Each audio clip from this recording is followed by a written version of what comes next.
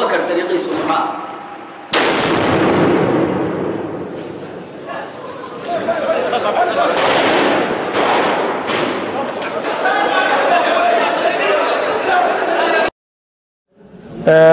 علماء بدن بيدلين مصيبة أقوى وحيد عضي مركي دلين الدكتور أحمد عبد الرحمن صاغة صومن معنا عاشوراء صاغة صومن وصلاة صبح مساجد كنت كذا كصوب حي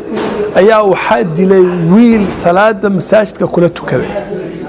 شيخ عبد القادر نور فارح oo ahaa culimada Soomaalida kuwooda ugu waaweyn waqti dheerna ku jiray dacwada waxay dileen isaga oo ku tukanaya masaajidka Sheekh Abdul Qadir wuxuu ahaa 8 jir ayaa usbuuci hadda la soo dhaafay dhexdiisa waxa sidii oo kale la dili rabay oo bam loo dhigay Dr. Bashiir Ahmed Salaad oo ah culimada Soomaaliya safarkaygan wuxuu la xiriiraa arrimaha ama qasheen oo dhacdadii isku dayga ay maaragtay ama qaraxa ahayd oo dhacday maalintii Isniinta ahayd oo Ilaahay subhanahu wa ta'ala naga badbaadiyay xogaa yar oo jeegarayn xagga caafimaadka inaan sameeyo ay rag qaarkood igula taliyeen marka aan xil maxaan ku wareeysaajin karaan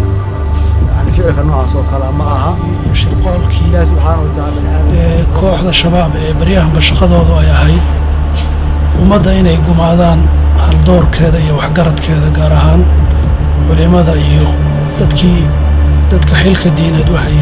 alxamdulillah waxa weeye Sheekh Bashiir maanta weerar baa lala beegsaday Ilaahay baana ka badbaadiyay mahad Ilaahay baa iskale waxa weeye oon arrinkaasi wuxuu ka tarjumayaa nimankii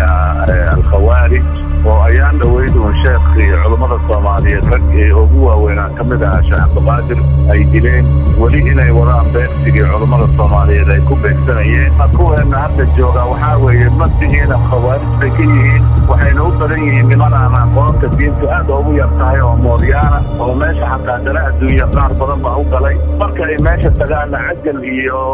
qasaa'id iyo dhiig la daadin iyo been iyo khuraafaad baa loo sheegay waxa la leeyahay jannadiina waasan halkan ay idinku dhaway dadka soo laaya murtadiinta mujtamaca Soomaaliya oo dhan waxaan ayaga ahaynba waxay u arkaan waa murtad